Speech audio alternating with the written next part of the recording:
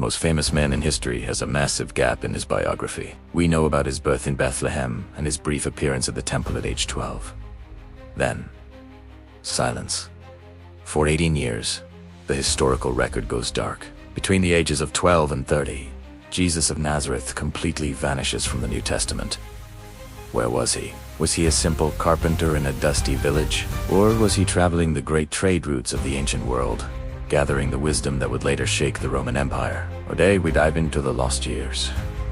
We will examine the Silk Road theories, the Egyptian connection, and the political reality of Roman Galilee to find out where the Messiah was hiding. Welcome to this special investigation. The traditional view is simple. He stayed in Nazareth. He followed in the footsteps of Joseph as a tekton, a word often translated as carpenter, but which actually meant a general craftsman or builder. But Nazareth was a tiny hamlet of barely 400 people. For a man with the intellectual depth Jesus later displayed, would a small village be enough? Archaeology shows that just a few miles away was Sepphoris, massive, wealthy Roman city under construction. If Jesus was in Galilee, he wasn't just making chairs. He was likely working on the front lines of Roman urbanization, witnessing the extreme gap between the rich and the poor. Then there is the more radical theory. The East.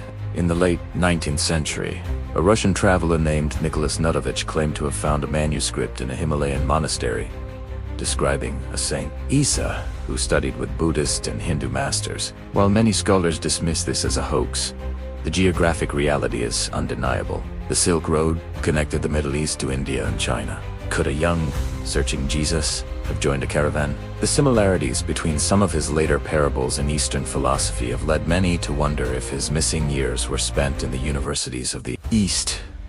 Egypt was the intellectual capital of the world. The Gospel of Matthew tells us Jesus' family fled there as an infant. Some historians suggest he returned as a young man. In Alexandria, the world's greatest library held the secrets of Greek philosophy and Jewish mysticism. Celsus, an ancient critic of Christianity, even claimed that Jesus worked as a laborer in Egypt, where he learned the magical arts that he later used to perform miracles. Was Egypt his true training ground? Perhaps he didn't go far at all. Many scholars believe Jesus spent his lost years with the Essenes, radical, apocalyptic Jewish sect living in the desert. They shared everything, practiced ritual purity, and waited for a Messiah. John the Baptist was almost certainly connected to them. If Jesus spent his young adulthood in the wilderness of Qumran, it would explain his deep knowledge of the scriptures and his rejection of the temple establishment in Jerusalem. Whether he was a stonemason in Sepphoris, a traveler on the Silk Road, or a mystic in the desert, one thing is certain. Jesus did not emerge from a vacuum. His 18 years of silence were 18 years of preparation. The lost years aren't just a gap in a book. They are the foundation of a revolution.